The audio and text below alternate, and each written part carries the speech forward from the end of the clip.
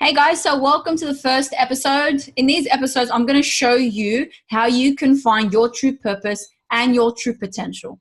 The reason why I'm doing these is because I come across so many different people in this business or in an entrepreneurial mindset that can't figure out how to deal with their self-limiting beliefs, deal with their doubts and fears, deal with their anxiety, depression, whatever the case may be. So I'm making these little episodes every week to help you guys really project and find your inner peace and learn how to challenge yourself in whatever case may be in your life. So I want to start this episode by telling you guys what we're going to talk about.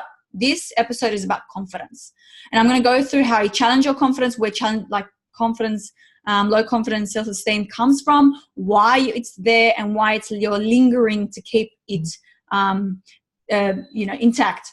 So I wanted to start with saying confidence is not a personality trait, it's a skill. So I come across so many women and so many beautiful people who basically struggle with their confidence, and they ask me, "Oh, Safa, why are you so confident? How are you so confident? And how are you able to find your true inner confidence?" And it was all never this way. I was give it a year or two ago, I was a very shy person. Even though I'm an extrovert, I didn't know how to bring out my inner peace, my purpose. I had no direction. So what I did was, obviously you guys understand I'm an online mentor and coach, so I dealt with a lot of anxiety and depression. When I came across a business opportunity 1 year ago to be an entrepreneur, and you guys will hear me speaking about this a lot, to mentor and guide so many different people, I immediately found my tribe. I found my tribe. I was like, okay, I have a purpose here. I have a challenge here. I'm able to challenge myself. And that's when I fell in love with personal development. I fell in love with motivation and inspiration, and mentorship and coaching, and really pushing people to find their inner true sense of self-worth. So my confidence wasn't always there. I wasn't always confident. What I did was I learned how to be confident because of the skills given to me. Because I was mentored by an amazing mentor, his name is Brody Nitro. Because I was mentored by a beautiful motivated person, it really motivated everyone in the team to kind of do the same. So basically, when Abbas and I, my husband and I, found Brody, we were introduced to self-development. We were able to really confide in who we are as a person, started really getting to know who we are, because throughout your whole life, you go through so many different changes and so many challenges and so many, twists and turns. You kind of don't know who you are. And when you do learn who you are, you kind of lose it because it's trying for change again. So confidence is not a personality trait, it's a skill. You learn skills, just like you learn how to ride a bike, just like you learn how to walk, just like you learn how to speak and talk and eat. You learn the confidence, like you learn how to be confident. You learn how to get rid of that self-limiting beliefs, and you learn how to truly challenge yourself from the outside in, from the inside out. And even though I'm an extrovert, throughout my whole life, I was put down about being an extrovert. Oh, Safa, you're too much. Don't be too much. You kind of like get forced to be amongst other people in society. And if we were meant to blend in with society, we wouldn't all look different. We would all look the same. We would have the same face shape, same eyes, same ears, same nose. We were all meant to be different. So why are we struggling to fit in with society when we're meant to stand out? So that's what I dealt with. So when I came across this business opportunity, I learned about myself and I learned about everything that needed to make me confident. It was a skill learned. I had to put the work in. Even me jumping on this, I'm really, really nervous because it's the first time I ever do something like this. I ever commit to something like this. I'm still willing to learn and grow, regardless of how successful I am in the current business I am in. So some extroverts are really insecure, and some introverts are uncomfortable with attention, yet really have really great ideas. So just because someone comes across as an extrovert doesn't mean they're insecure. So just because I'm an extrovert doesn't mean I'm insecure. I've learned how to deal with my self-limiting beliefs and my challenges and my inner thoughts about myself. But it also doesn't mean that extroverts don't have great ideas. Some of the best people I know are extroverts, and they have the best ideas. Okay, so if you're my team, you know what I'm talking about.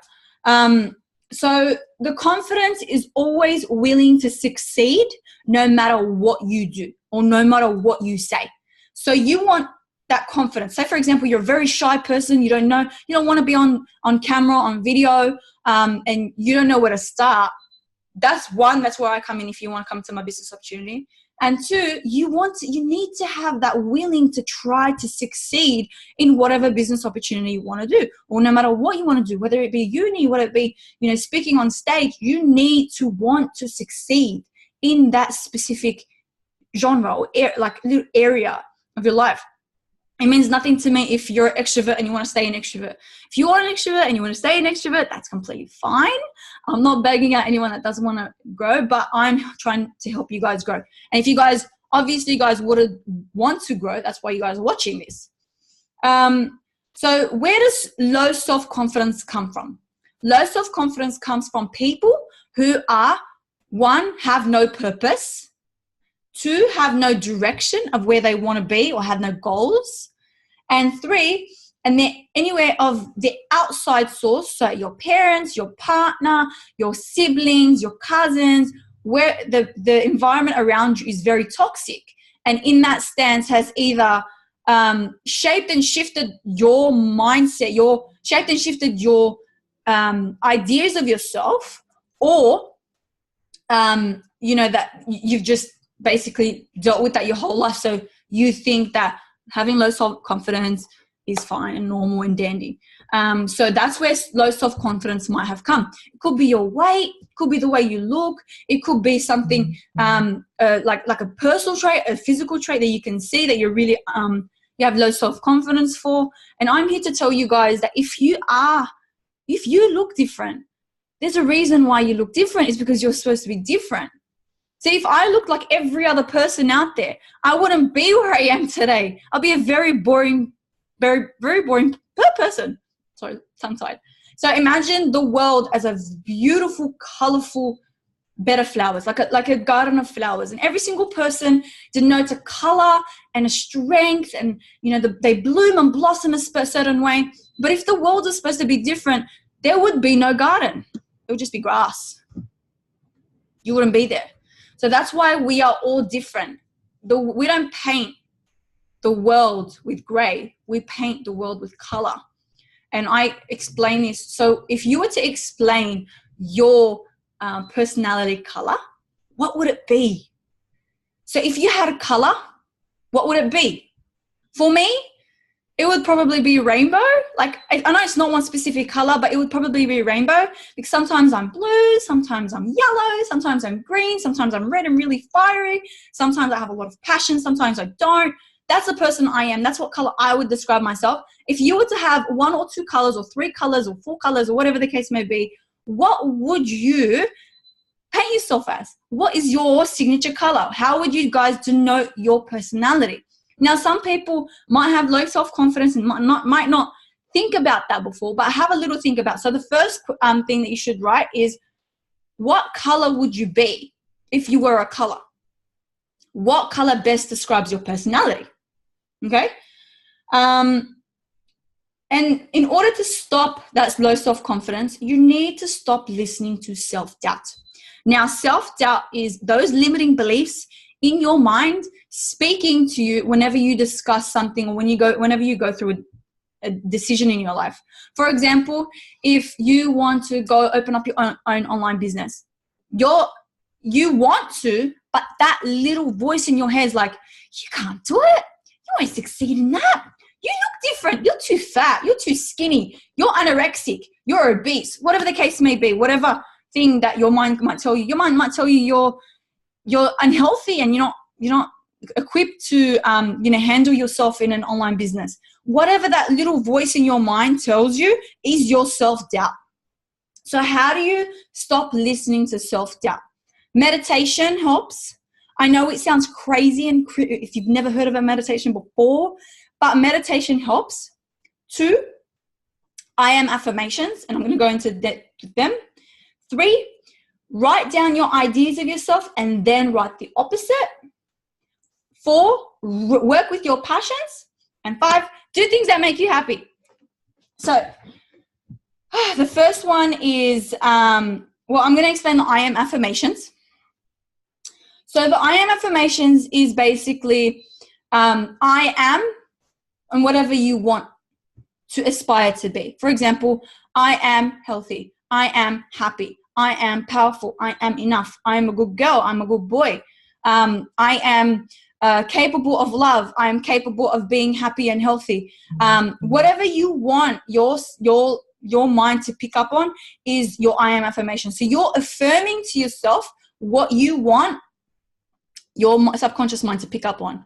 Obviously, the first one was meditation. Now, meditation is probably basically just shushing those voices in your head to get one with yourself, to get one with who you are, to get one with what you stand for. Okay? That's what meditation is. Basically, if you don't know what where to start with meditation, there's an app called Headspace. And if you jump on your app store and just write meditation apps, a bunch of them will come up there and you find the best one for you. Okay? There's also on YouTube, look on guided meditation. They will help you guide through your meditation. Now, it might be hard at first. So what we want you to do is to get in the habit of putting yourself in a meditation state where you're doing it at least for 5 minutes a day is perfectly fine for the beginning. And then obviously raise that as you go along. Write your ideas of yourself and then write the opposite. So for example, if I think to myself, and I want you guys to be honest with yourselves, because there's no point of lying to yourself. What is your mind telling you? Like if you're unhealthy, it's like, I'm fat. I want you to say, I am fit and healthy. If you want to say, I am not enough, I want you to write, I am enough. If you think that you are incapable of having someone love you, I am capable of having someone love me. So basically you write the opposite of what you might think. And then those opposites become your I am affirmations and you write them every single day. As you go along, your I am affirmations will change. And as you go along, your I am affirmations will adapt and change with you. Once you learn how to battle your self-limiting beliefs and your confidence levels and stuff, but they become your I am affirmations so you can use them every single day and write them out. Takes 5 minutes, guys. Work with your passions. So whatever you may be passionate about, whether it be helping people, helping children, helping parents, I don't know, photography, dance, music, work with your passions. Find a way to work with your passions. There is so many ways that you guys can work with your passions. For example, I'm a photography hobbyist. I love taking photos. That's my creativity. So basically what I do is once a week, I go out, I organize somewhere to go, I have a subject, my child, just borrow a child if need be, and take the photo of the child and then learn how to, and I edit and stuff. So if you're into photography, do that. And whatever your passions may be, you work with those and they raise your confidence. And then obviously when you guys have something that you're so proud of, then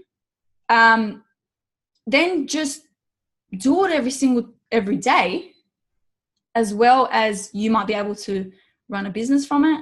You might be able to sell it, but I want you to share it with the world. Find a group of people on Facebook, in social media, whatever the case may be. Find people that you can share your beautiful passions with. When you find people that you can share your passions with, it will make you a lot more person, because as people, as humans, we want to be these 3 things. Everyone wants to be understood. Everyone wants to be loved. Everyone wants to be appreciated. Understood, loved, appreciated. 3 things. Every single person on this face of the earth wants to feel these 3 things in life, which is why we go through our whole lives wondering and wishing why no one understands us, no one appreciates us, no one loves us. That's why. So as humans, we want to be those 3 things all the time. So sharing your passions with the world is what's going to happen with you. So find your passion. If you don't know what your passion is, write down on a piece of paper what you're really good at. What are you good at? Are you good at dancing? Are you good at singing? Are you good at taking photos, having photos taken of you, going to the gym, whatever the case may be? The world is endless. We live in a world of endless possibilities, and you can make a business opportunity and find your passions from anywhere. Okay. And the last one is do things that make your soul happy. If laughing and carrying on makes your soul happy, then that's what it is. You need to be able to find your inner peace in yourself. So when you're happy, you release, when you're smiling and laughing and carrying on, you're releasing endorphins in your body that's going to make you raise your confidence levels. Okay?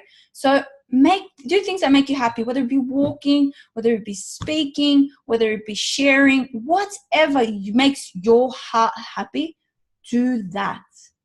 And then slowly over time, the more you progress, the more you exert, and the more you grow, you are going to find more confidence in yourself.